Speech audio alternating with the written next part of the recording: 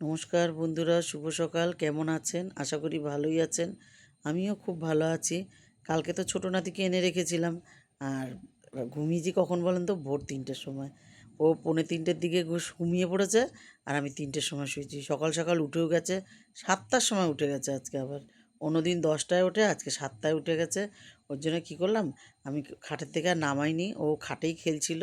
ওকে দুধ খাই দিলাম, আমি চা খেলাম, ওকে চান করিয়ে দিলাম, আমিও চান করে নিলাম 10টা 11টার মধ্যে। চান করে তারপরে আমি ঠাকুরের বাসনটা ধুয়ে পুজোটাও দিয়ে নেব। ওকেও রেডি করলাম, আমিও চলে যাব আজকে মেয়ের বাড়ি, ওকে দিয়ে আসবো আজকে। তা খুব খিদে পেয়েছে, কালকে রাত্রিবেলা রুটি তরকারি ছিল, তাই একটু খেয়ে চলে যাব মেয়ের বাড়ি। ওকে নিয়ে ওলা বুক করেছি, যাব। মেয়ের বাড়ি এসে দেখি মেয়ে ভাতটা বসিয়ে দিয়েছে, আর এখানে রান্নাটা বাকি আছে এখনও। তা মেয়ে মোটামুটি সব কাজ সেরে রেখেছে, কেননা ঘরে বড় ছেলে পড়তে গেছে, ও জামাই বেরিয়ে গেছে, ছোটো ছেলেও আমার কাছে ছিল, তো অনেক কাজই এগিয়ে রেখেছে। তা যাই হোক, আমি চলে এসে আমি বললাম যে, এসে দেখি মেয়ের ফ্রিজটা বন্ধ। আমি যে কী রে, কারেন্ট নেই? বললো হ্যাঁ মা কারেন্ট আছে, বোর্ডে ডিস্টার্ব হচ্ছে। তাড়াতাড়ি করে আমাদের যে ভাই কাজ করে আমাদের বাড়িতে ইলেকট্রিকের, ওকে ডাক দিলাম, ও চলে আসলো। 1 ঘন্টার মধ্যেই এসে গেছে। আমি বললাম ইনভার্টারে একটু জল দিয়ে দাও, আর ফ্রিজের এই দেখো এই প্লাগটার এখানে ঠিক করে দাও। ও ঠিক করে চলে গেল। তারপর আমি মাছটাও বসিয়ে দিলাম, আর মেয়েকে বললাম যা তুই চান করে নে, মাথায় শ্যাম্পু দিয়ে নে, আর আমি মাছটা ভেজে দিচ্ছি।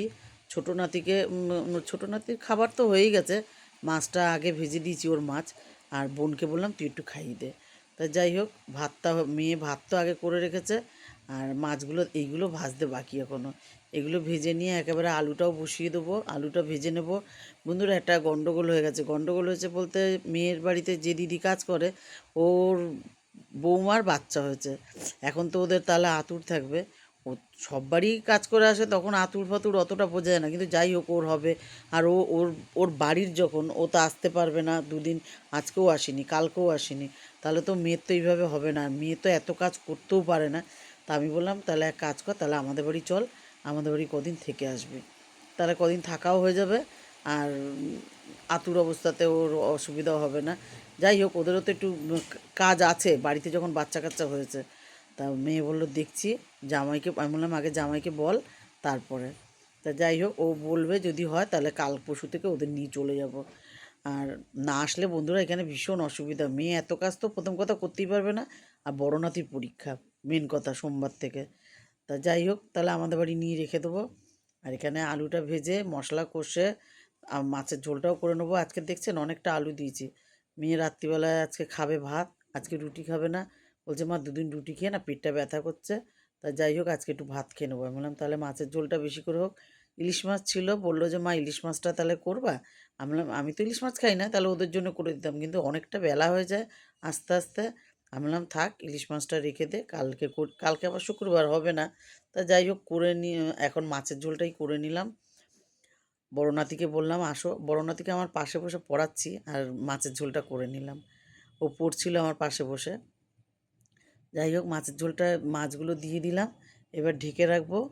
একটু ফুটলেই একটু সানরাইজ গরম মশলা দিয়ে দেবো, তারপর সবাইকে খেতে দিয়ে দেবো। সবাই খিদের জন্য ব্যস্ত হয়ে গেছে, কেননা অনেকটা বেলা হয়ে যায় বন্ধুরা রাঁধতে রাঁধতে। যাই হোক, আমি একটু গরম মশলা দিয়ে এখানে একটু দিয়ে তারপর সবাইকে বললাম যা ভাতটা বাড়ি, আর একটু শশা কেটে নিই, তারপর সবাই খেতে বসে যাও। মেয়েকে আজকে বললাম মাথায় শ্যাম্পু দিয়ে নে, তো শ্যাম্পুটাও দিয়ে নিচে, তাহলে একটু লেট হয়ে গেল। তা বড় নাতিকে অল্প ঝোল দিয়েছি, ও ভাত মেখে খাচ্ছে, আজকেও খেয়েছে, মাছও খেয়েছে, ভাতও খেয়েছে। সবাইকে ভাত দিয়ে দিলাম, বেড়ে দিলাম, সবাই খেয়ে নিল, আর আমিও খেয়ে নিলাম সঙ্গে।